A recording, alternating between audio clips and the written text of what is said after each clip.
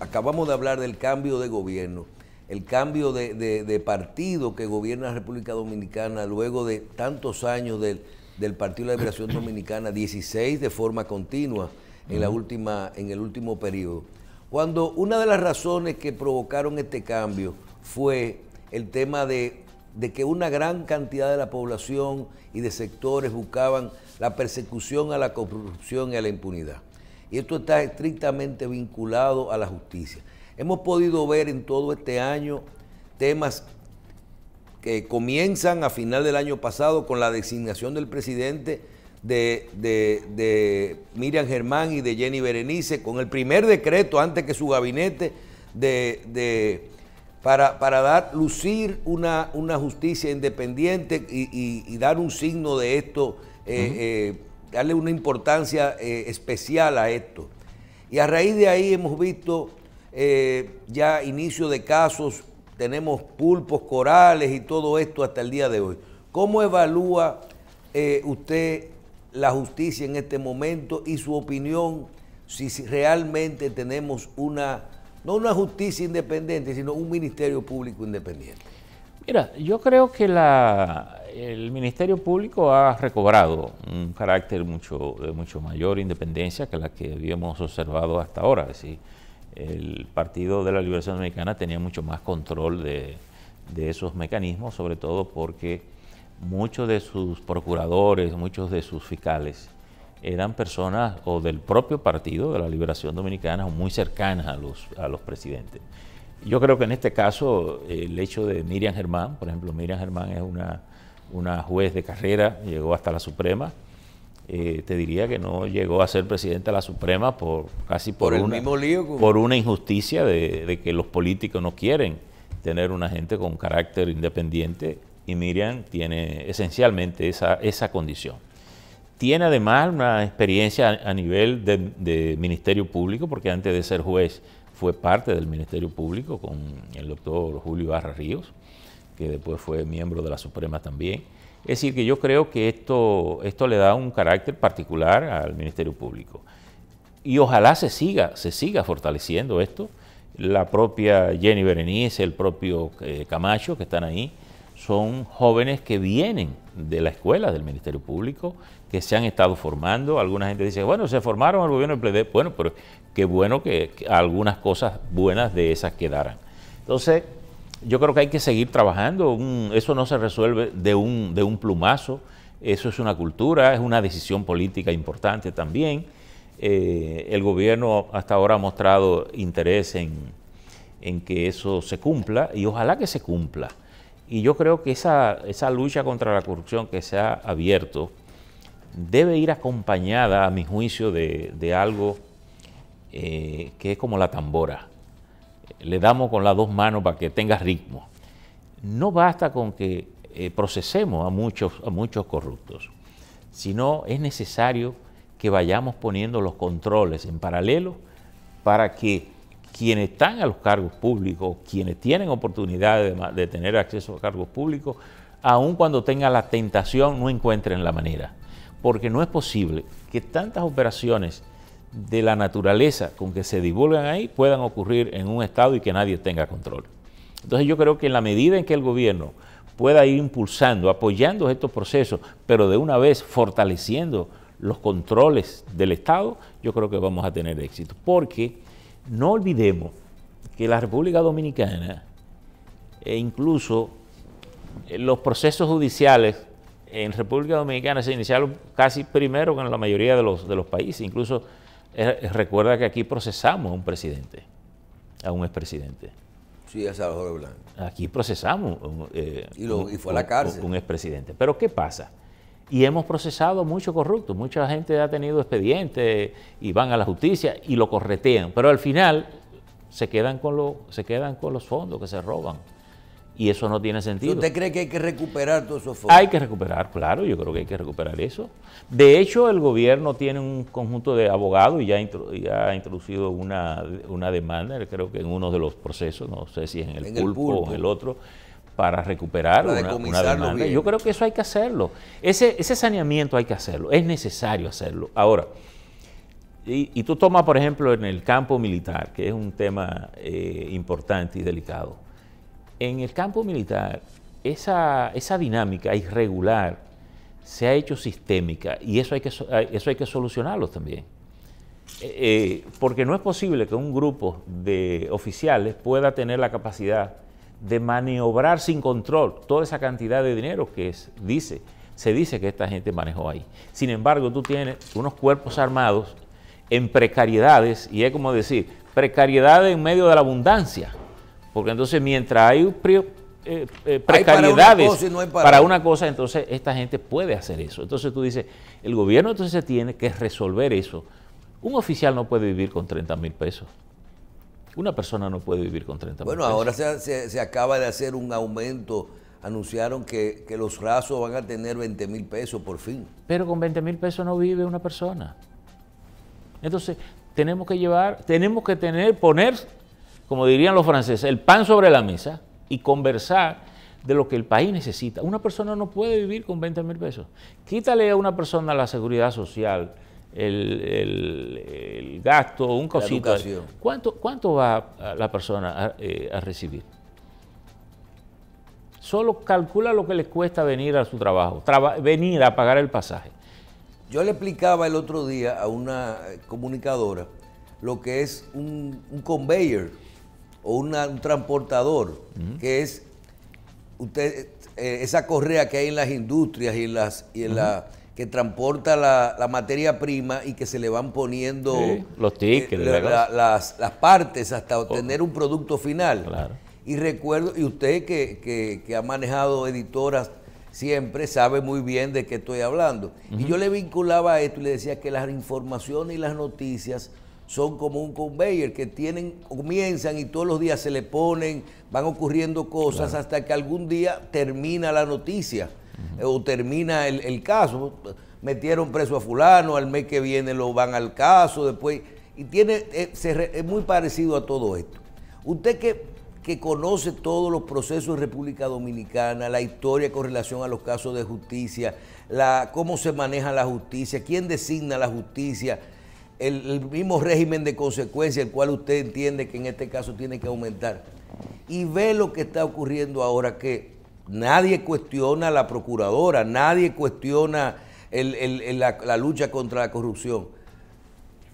¿Usted cree que aquí se está haciendo, en el caso de los casos específicos que hay, se está haciendo justicia selectiva?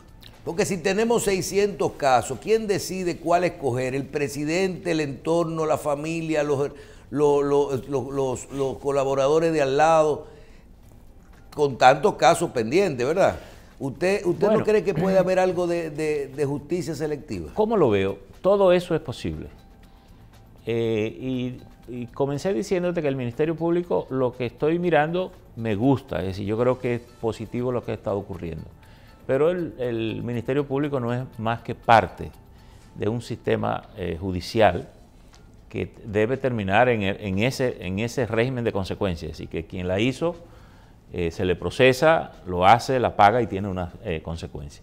Ahora habría que ver el tema del cuerpo de jueces, es decir, los tribunales, que es donde van esos casos, porque en este caso el Ministerio Público lo único es el armador, identifica los casos, investiga, somete, defiende en un escenario contradictorio, público contradictorio, esas acusaciones. Por tanto, yo creo que hay que ver también ahora el comportamiento de los jueces, las conclusiones de los jueces en esos casos. ¿Cómo se van a comportar? Todavía no conocemos más que la parte inicial, la fase de medida de coerción. Es probable que por la misma cultura dominicana siempre nos conformamos, e incluso el colectivo tiende a conformarse mucho con meter preso gente. Te meto preso, meto preso, meto preso. Y la mayoría de esos procesos se pueden llevar incluso con las personas en libertad o en su casa. Yo no estoy de acuerdo personalmente cómo se maneja aquí la prisión preventiva. Exacto, porque la opción de mandar... Te juzga a priori. Exacto, incluso los procesos de medida de coerción, a veces los propios jueces, por un manejo inadecuado, permiten que el debate ahí se genere como si fuese un juicio de fondo. Y ahí no hay una acusación formal, Ahí lo que hay es una serie de indicios, de documentos indicios, de motivaciones ante el juez para decirle que a mí me están procesando y que conviene que yo vaya a prisión porque yo puedo a lo mejor borrar o fugarme o irme. Bueno, si el juez entiende ese, me manda a prisión. Haciendo una pausa en eso, don Percio, la gente debe de entender, porque uno tiene que explicarle a la gente. En enero del año pasado, creo que el primer caso fue el del pulpo. Y se fueron a la cárcel. Y en diciembre, hace 3 o 4 días, a mediados de diciembre, es que uno recibe 3.500 páginas con la acusación del caso Antipulpo.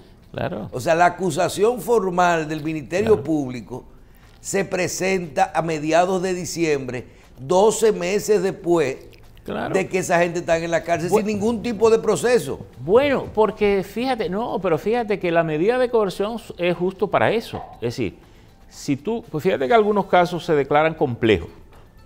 El juez se le pide y lo declaran complejo. ¿Qué es lo que te dice? Bueno, casos complejos requiere más tiempo para tú poder armar la acusación. Y es el tiempo que el tribunal te da para preparar el expediente acusatorio, que es entonces el que va a juicio y los abogados debaten. Y que muchas veces esos debates se generan en la medida de coerción. Entonces, ¿qué debería ocurrir en términos teóricos? Bueno, si tú me detienes en prisión, una vez el Ministerio Público presenta las pruebas que dice tener contra una acusación, el que está en prisión debería irse a su casa, salvo que no hayan unas razones, otras razones de peso como para decir, si lo soltamos se fuga, y por tanto es preferible que se mantenga en prisión. El juez tiene que considerar eso, pero si tú tienes tu casa, tienes tu familia, está aquí, ya se recogieron todas las pruebas, te levantaron tus cuentas, te bloquearon tus cuentas, te allanaron, encontraron todo lo que iban a encontrar, te llevaron tu computadora, abrieron tu computadora, encontraron ahí cosas que tú tenías y que son comprometedoras. Bueno, ya tú no tienes posibilidades de alterar nada de eso, porque ya vinieron a tu casa, se llevaron el escritorio, una cosa que tú metías debajo de la mesa ahí ya la detectaron, unas notitas que tú tenías la vieron, la leyeron, te quitaron el teléfono y hicieron un inventario con los mensajes que tú y yo tuvimos y que tú me dijiste, y que es una confesión, porque tú me estabas dando una instrucción. Entonces, esas razones desaparecen. Por tanto, lo lógico es que el juez le diga al acusado, bueno, si usted no tiene razón, usted queda en libertad. Y el juicio se fija para tal fecha. Entonces, ese día usted viene con su abogado y defiende su posición, niega las acusaciones, contrapone, porque toda prueba tiene que ser debatida. Tú dices, bueno, en esta auditoría, mire esta auditoría que me traen en la Cámara de Cuentas. Entonces esa auditoría se desmonta. Yo le digo, pero que eso no es correcto. Y viene un experto, por ejemplo, y explica que la auditoría no está bien hecha porque no cumplió con tales aspectos, no hizo aquello, no hizo aquello. Y frente al juez, esa auditoría puede quedar invalidada si no está hecha correctamente. O si yo contrapongo pruebas contrarias a esa auditoría, que dice que yo no hice tal cosa, y yo digo, pero mire el documento aquí. ¿Usted cree que República Dominicana en este momento se debe de preparar o inclusive para ver otro expresidente en la cárcel? Bueno, según los datos que uno ha podido ver. Bueno, todo el mundo supone que el entorno del presidente Danilo Medina está siendo bombardeado. Incluso fíjate que la reacción del PLD fue porque mencionaron al presidente Danilo Medina en un asunto. Yo creo que aquí nadie está exento de que pueda ser tocado. Ya el país tiene una experiencia en ese caso. América Latina y en América hay muchísimos casos de expresidentes. Es decir, esa no es una condición que nadie puede quedar prevalecido para pensar que no puede ser tocado. Lo lamentable, y yo te diría aquí, lo lamentable es que los presidentes a veces toleren en su entorno situaciones como esta, por una situación que los presidentes no acaban de entender y la gente de poder no acaba de entender. Quien daña es el que está cerca, el que está lejos no te daña. Por eso yo insisto mucho cuando los gobiernos, cuando uno pelea con los gobiernos desde el punto de vista de los medios, que los gobiernos tienden a proteger a sus funcionarios ante las críticas de los medios. Yo digo, el medio lo que hace es que ayuda, el medio no daña. porque el medio te está señalando cosas que después tiene que pagar muy caro. Entonces, es una pena que tú tengas todos estos casos de familiares y de entornos de un expresidente envueltos en estas situaciones. En el caso de nuestro país, ¿tenemos independencia y libertad de expresión en este momento? Sí, yo creo que el país ejerce, pero hace mucho el país ha ejercido. ¿Tenemos? Sí, yo creo que sí. Hay, y como he dicho siempre, a veces lo que tal vez tendríamos que lograr es que los partidos, la clase política, y a veces me quejo de los gobiernos democráticos, no tengan los medios como un valor de la democracia, como un patrimonio de la democracia. Y entonces, y tal vez eso nos faltaría a nosotros. Y a veces lo digo porque los mismos gobiernos conservadores han sido más claros en tener políticas de protección a los medios que los gobiernos democráticos, a pesar de que los gobiernos democráticos son los que más se sirven de los medios. En lo que tiene que ver con la transparencia y el manejo de los fondos públicos y las políticas públicas, en el año y pico que tiene el gobierno de Luis Abinader y del PRM, ¿usted entiende que están manejando bien y todo este tema de la corrupción, cuando se señala un caso inmediatamente lo retiran de las posiciones, y ya yo creo que tienen tantos casos como los mismos están evaluando el gobierno pasado? No en la justicia, pero sí a nivel de escándalos y todo esto. Y hay acciones permanentes. ¿Usted entiende que eso es lo que andaba buscando el gobierno, el dominicano, y que están actuando bien? Mira, yo creo que el presidente ha estado muy alerta con eso, y lo que es bueno, porque creo que cuando esos ruidos ocurren es porque hay cosas irregulares, y a veces quitar a un funcionario casi opera como una medida de precaución. Sin embargo, yo creo que el país necesita más que eso. Primero, si alguno de esos funcionarios ha sido relevado del puesto porque se le señala alguna cosa, no es solo quitarlo, habría que quitarlo y mandarlo a donde tendría que ir, que sería a que él tenga que responder por eso. Pero yo pienso que desde el punto de vista de la transparencia, ya sentido general, yo creo que el país tiene que afinar sus mecanismos de control del Estado.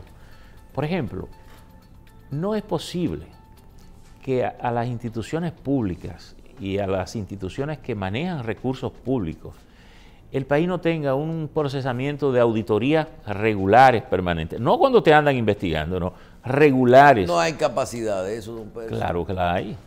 Aquí acaba de fijar, ¿cómo que no usted la hay? coge la prensa y usted va a encontrar que la Cámara de Cuentas dio vacaciones colectivas.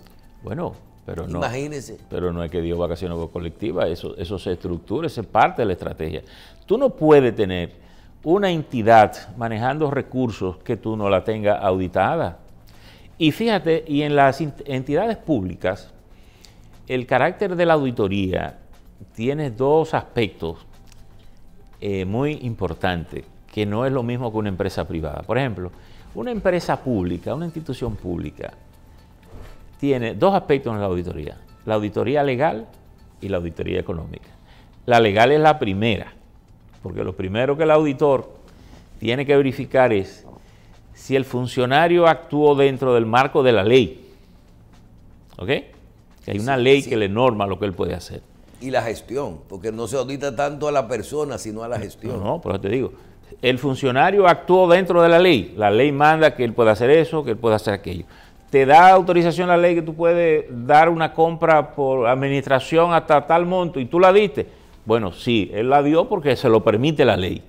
Ahora, vamos ahora al otro aspecto, la parte de la gestión, la parte económica. Bueno, él dio autorizado en la ley, pero él compró a sobreprecio. O no entregaron. O no entregaron. Esos son los actos irregulares que entonces la parte económica mide.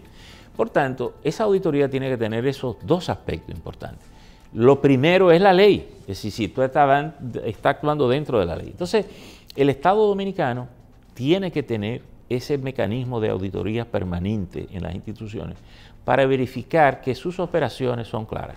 Porque yo creo que la política de andar correteando ladrones cada 4 años o cada vez que un partido sale del poder, al final lo que nos sale es costoso, porque ese Ministerio Público nos cuesta a nosotros un dinero tener a todos esos funcionarios ahí.